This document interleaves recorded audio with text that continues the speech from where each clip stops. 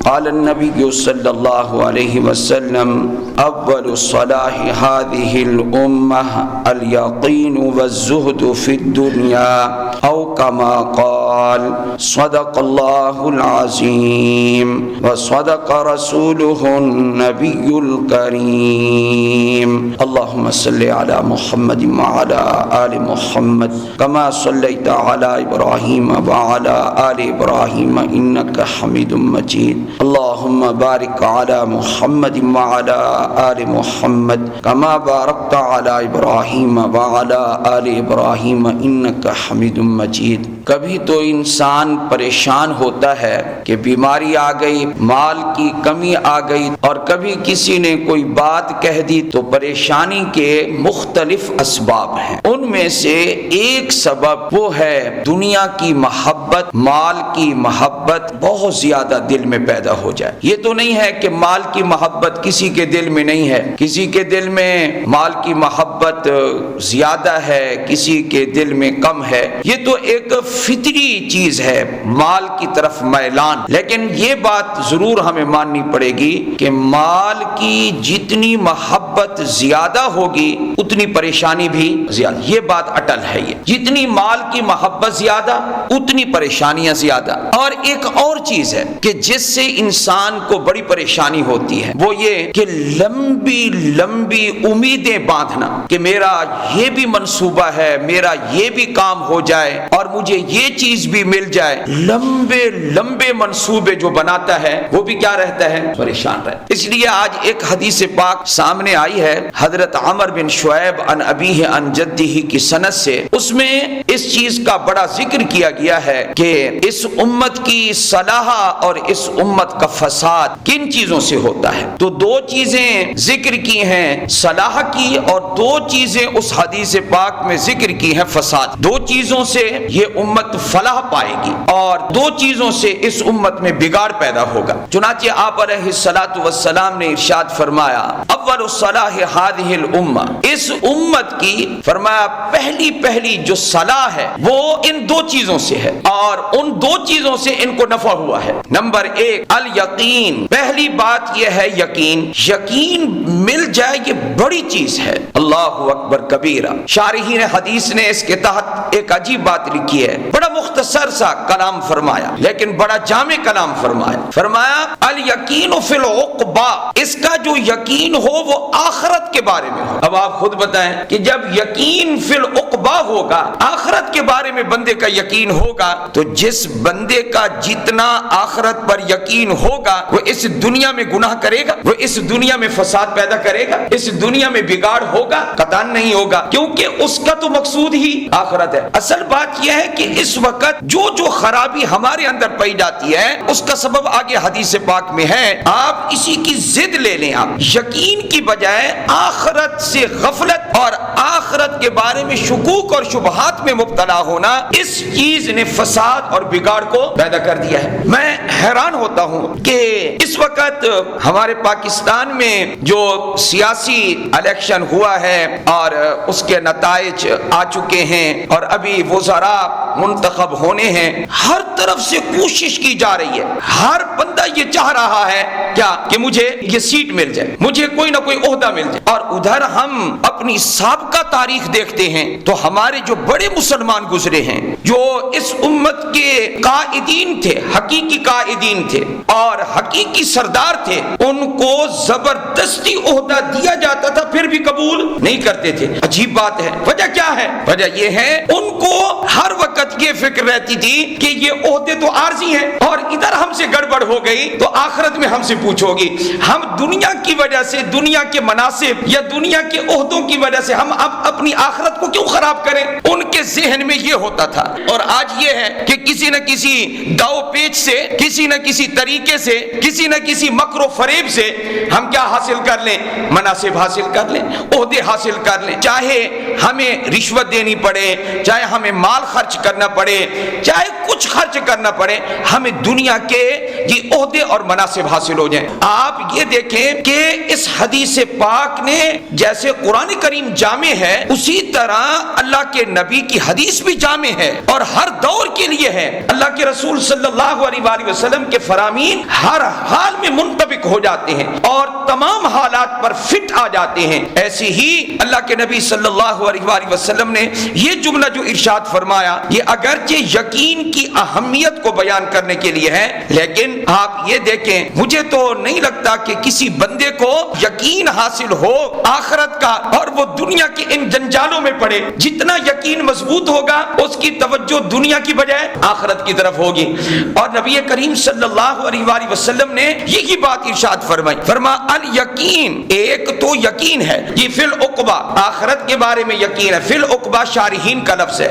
فرمایا والزہد، اور دوسری چیز جو اس امت کی صلاح کا اول سبب بنی ہے وہ کون سی چیز ہے؟ فرمایا الزہد فی الدنیا، دنیا سے بے رغبتی، مال و متاع کا بہت زیادہ اکٹھا نہ کرنا۔ اب یہ دونوں چیزیں جس بندے میں آ جائیں، کیا ایک آخرت کا یقین، دوسرا دنیا سے بے رغبتی، آپ خود بتائیں وہ کبھی دنیا کی کسی چیز کے بارے میں کسی سے لڑے گا؟ نہیں لڑے گا۔ میں نے ایک سفر کیا تو راستے میں ایک جگہ تو مشرق کی جانب، وہیں شہر کے اندر مجھے فوراً کہا گیا کہ آپ یہ دیکھیں۔ میں نے دیکھا تو کیا دیکھا، فرنٹ پر یہ دو قبریں مجھے نظر آئیں۔ مجھے یہ بتایا کہ یہ دو بھائی تھے جو آپس میں زمین کی تقسیم پر لڑ پڑے، اور وہ کہتا تھا فرنٹ میں لوں گا اور وہ کہتا تھا فرنٹ میں لوں گا، میری آگے دکانیں بنیں گی، مجھے زیادہ فائدہ ہوگا، تو دوسرا کہتا تھا نہیں فرنٹ میں لوں گا۔ تو اب وہ دونوں آپس میں لڑتے لڑتے لڑتے بالآخر انہوں نے پستول اٹھا لیے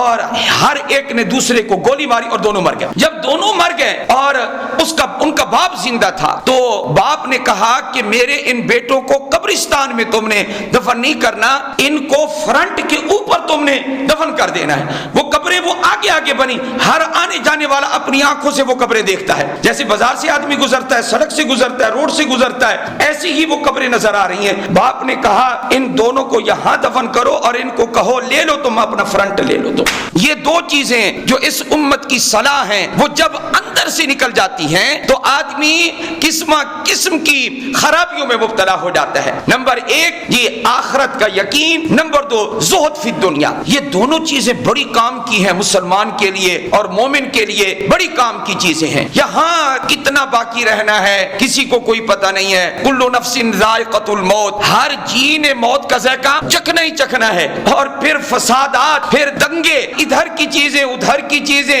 آگے چلنے سے پہلے ابھی ایک بات آئی ہے، زہد فی الدنیا، دنیا سے بے رغبتی۔ مجھے اس پر سیدنا صدیق اکبر رضی اللہ تعالی عنہ کی وہ بات یاد آ گئی ہے۔ کیا کہ آپ کا وصال بالکل قریب ہے تو آپ نے اپنی طاہرہ، عفیفہ اور مطہرہ، مقدسہ، جس کو مقدس اور مطہر رب نے کہا ہے، اس بیٹی سے فرمایا، حضرت عائشہ الصدیقہ بنت صدیق اکبر رضی اللہ تعالی عنہما، آپ نے ان سے فرمایا، اپنی بیٹی کو فرمایا، اپنی لخت جگر کو فرمایا، اپنے جسم کے ٹکڑے کو فرمایا، اپنے قلب اطہر کے جس ٹکڑے کو کہا، کیا فرمایا؟ فرمایا کہ اے میری بیٹی، جب میری روح پرواز ہو جائے تو مجھے ان پرانی چادروں میں کفن دے دینا۔ اللہ اکبر کبیرہ۔ اما عائشہ نے فرمایا کہ ہم اتنے بھی کمزور نہیں ہیں کہ ابا جان یہ پرانی چادروں میں ہم آپ کفن دیں، ہم آپ کو نئی چادروں میں اور نئے کپڑوں میں ہم آپ کو کفن دیں گے۔ اس پر حضرت صدیق اکبر رضی اللہ تعالیٰ عنہ کا جواب سنیے، کتنے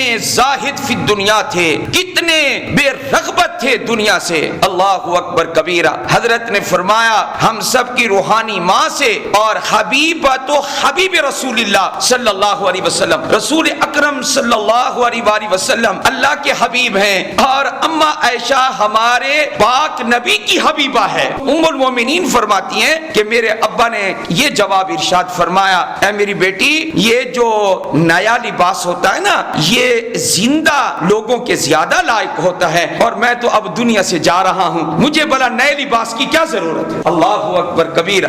یہ تھے بے رغبت لوگ، کمال کے لوگ تھے، ہاں جی۔ اور اسی طرح آپ یہ دیکھیں کہ حضرت علی ابن ابی طالب رضی اللہ تعالی عنہ کی بے رغبتی دنیا سے وہ کس قدر تھی، میں تو ان کا یہ جملہ پڑھ کے حیران اور دنگ رہ گیا۔ حضرت نے فرمایا کہ میں نے شادیاں جو کی ہیں نا، میں نے اپنی بیویوں کو طلاق نہیں دیا۔ علی رضی اللہ تعالی عنہ نے حضرت بی بی فاطمہ الزہرا رضی اللہ تعالی عنہا کے بعد نکاح بہت متعدد نکاح کیے ہیں، اور آپ کی متعدد اولاد ہیں، کافی اولاد ہے آپ کی، بیٹے بھی ہیں اور بیٹیاں بھی ہیں۔ آپ کی ایک قول کے مطابق 19 بیٹیاں ہیں اور آپ کے 14 بیٹے ہیں۔ 19 بیٹیاں اور 14 بیٹے، تو کل اولاد کتنی ہو گئی؟ 33۔ لیکن فرمایا کہ میں نے حضرت علی نے اپنی بیویوں کو تو طلاق نہیں دی، جس سے بھی شادی کی ہے طلاق نہیں دی، جس سے نکاح کیا نبھایا ہے۔ نکاح کرنے کے بعد مومن کو کیا کرنا چاہیے؟ نبھانا چاہیے، آخری حد تک نبھانا چاہیے۔ عورت کا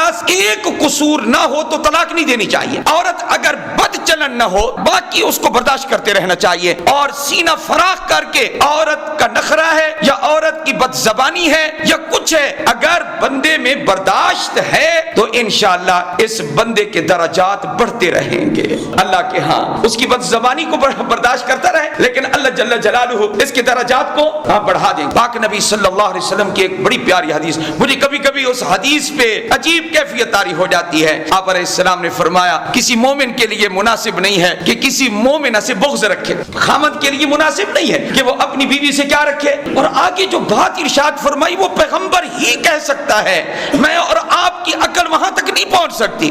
آپ علیہ السلام نے ارشاد فرمایا کہ اگر بیوی میں یہ کوئی ایک آدھی بات ایسی ہے جو تمہیں پسند نہیں ہے، مثلا وہ دیر سے اٹھتی ہے، مثلا کوئی کام کرنے میں کبھی سستی کر دیتی ہے، اگر کوئی ایک آدھ خصلت ایسی ہے کہ جو آپ کو پسند نہیں ہے تو اس میں کوئی ایسی خوبی بھی ہوگی جو تمہیں پسند ہوگی۔ اس لیے کسی مومن کو نہیں چاہیے کہ وہ مومنہ سے کیا رکھے، بغض رکھے۔ حضرت مفتی شفیع صاحب رحمۃ اللہ علیہ نے تو کمال کر دیا، معارف القرآن میں سورہ بقرہ کی تفسیر میں اللہ پاک جزائے خیر عطا فرمائے، بڑا پیارا جملہ لکھا، گھر کیسے چلتا ہے شادی کے بعد۔ فرمایا یہ نہیں ہے کہ خامد کے میرے حقوق پورے نہیں ادا کر رہی اور عورت کے میرے بڑے حقوق ہیں تو پورے نہیں ادا کر رہا، حقوق کا مطالبہ کرو گے نا تو لڑائی پیدا ہو جائے گی۔ فرمایا یہ جذبہ نہیں ہونا چاہیے، بلکہ جذبہ یہ ہونا چاہیے مرد کا بھی عورت کا بھی، مرد کے ذہن میں ہو میں اپنی بیوی کے تمام حقوق ادا کروں گا، اور بیوی کے ذہن میں بھی یہ ہو کہ میں اپنے خامد کے تمام حقوق، تو حقوق چھیننے کا جذبہ نہ ہو، حقوق ادا کرنے کا جذبہ ہو، پھر دیکھو کہ گھر جو ہے وہ جنت بن جائے گا۔ بات چل رہی تھی، ہم اپنے موضوع کی طرف آئیں۔ حضرت علی المرتضی رضی اللہ تعالی عنہ ارشاد فرماتے ہیں کہ میں نے ایک چیز کو طلاق دے دی ہے۔ اللہ اکبر کبیرہ۔ آپ نے کس کو طلاق دی؟ آپ نے اپنی بیویوں میں سے تو کسی کو طلاق نہیں دی، ہر بیوی سے آپ کی اولاد ہے۔ اور آج یہ بھی یاد رکھیں حضرت علی المرتضی رضی اللہ تعالیٰ عنہ کے جو 14 بیٹے ہیں ان میں سے ایک بیٹے کا نام ابو بکر ہے، ایک کا نام جو ہے عمر ہے، ایک کا نام عثمان ہے، ایک کا نام محمد ہے۔ حضور کے نام پر بھی نام رکھا، اور پہلے والے جو تینوں خلفاء تھے ان کے نام پر بھی نام رکھے۔ اب آپ یہ بتائیں یہ جو پھر رہے ہیں کیا کہ اہل بیت اور صحابہ کی دشمنیاں تھی تو کبھی دشمن کے نام پہ بھی اپنی اولاد کا کوئی نام رکھتا ہے؟ خیر میں عرض کر رہا ہوں کہ حضرت علی رضی اللہ تعالی عنہ نے فرمایا کہ میں نے ایک چیز کو طلاق دے دی ہے۔ حضرت نے اپنی بیویوں میں سے تو کسی کو طلاق نہیں دی، آخر طلاق حضرت نے کس کو دی ہے؟ اور یہ بھی فرماتے ہیں کہ میں نے طلاق بھی اس کو البتہ طلاق دی ہے، میں نے اس کو 3 طلاقیں دے دی ہیں، اور اب رجوع بھی نہیں ہو سکتا، میں رجوع بھی نہیں کروں گا۔ کیوں؟ اس لیے کہ 1 2 کے بعد تو رجوع ہو سکتا ہے، 3 کے بعد تو رجوع نہیں ہو سکتا۔ تو حضرت علی فرماتے ہیں میں نے 3 طلاقیں دے دی ہیں۔ اے علی ابن ابی طالب، اے سید السادات، آپ ہمیں وضاحت تو فرمائیں نا کہ آپ نے طلاق کس کو دی ہے؟ فرمایا طلقت الدنیا 3 تطلیقات، میں نے دنیا کو 3 طلاقیں دے دی ہیں۔ میں نے دنیا کا مال و متاع، دنیا کی راحت، دنیا کا عیش، دنیا کا مزہ، دنیا کی عیاشی، میں نے اس کو کتنی طلاقیں دے دی ہیں؟ 3 طلاقیں دے دی ہیں۔ حضرت علی ابن ابی طالب رضی اللہ تعالی عنہ یہ ارشاد فرماتے ہیں حدیث پاک میں 2 چیزیں فلاح اور صلاح کی ہیں اور 2 چیزیں بگاڑ کی ہیں۔ جو 2 چیزیں صلاح کی تھی وہ میں نے بیان کر دی ہیں، آخرت کا یقین، دنیا سے بے رغبتی۔ اب فساد کی دو چیزیں آپ سن لیں. فرمایا دو چیزیں ہیں جی جو دنیا میں بگاڑ پیدا کریں گی. نمبر ایک البخل، نمبر دو العمل. فرمایا ایک ہے بخل، اور علماء نے لکھا ہے بخل کیوں پیدا ہوتا ہے؟ یہ دنیا کی محبت کی وجہ سے پیدا ہوتا ہے. یہ شارحین حدیث نے لکھا. اور فرمایا دوسری چیز ہے العمل، عین کے ساتھ میں نہیں پڑھ رہا، الف اوپر زبر، العمل اس کا معنی امید. حضرت سفیان ثوری رحمت اللہ علیہ فرماتے ہیں زہد فی دنیا یہ نہیں ہے، دنیا کا یہ زہد نہیں ہے کہ آدمی موٹا موٹا کپڑا پہن کے پھر رہا ہو اور دوسروں کو کہہ دے کہ میں بڑا بزرگ ہوں. فرمایا نہیں، اصل یہ نہیں ہے کیا سادہ کھائے اور کہہ دے کہ میں تو بزرگ ہوں، میں سادہ کھا رہا ہوں، میں تو کپڑا موٹا پہن رہا ہوں. ہاں فرمایا یہ نہیں، اللہ نے جو دیا ہے وہ کھاؤ پیو، لیکن فرمایا آؤ میں تمہیں بتاتا ہوں کہ دنیا کا زہد کیا ہے. دنیا کا زہد ہے قصر العمل. فرمایا کہ اپنی امیدوں کو کم کرو، جتنا کر سکتے ہو کم کرو. لمبی امید زہد کو ختم کرنا ہے، اور امیدوں کو کم کرنا اور امیدیں مختصر کرنا یہ کیا ہے؟ دنیا میں زہد ہے. یہ حضرت سفیان ثوری رحمہ اللہ نے فرمایا. اللہ مجھے اور آپ کو عمل کی توفیق عطا فرمائے. وآخر دعوانا ان الحمد للہ رب العالمین.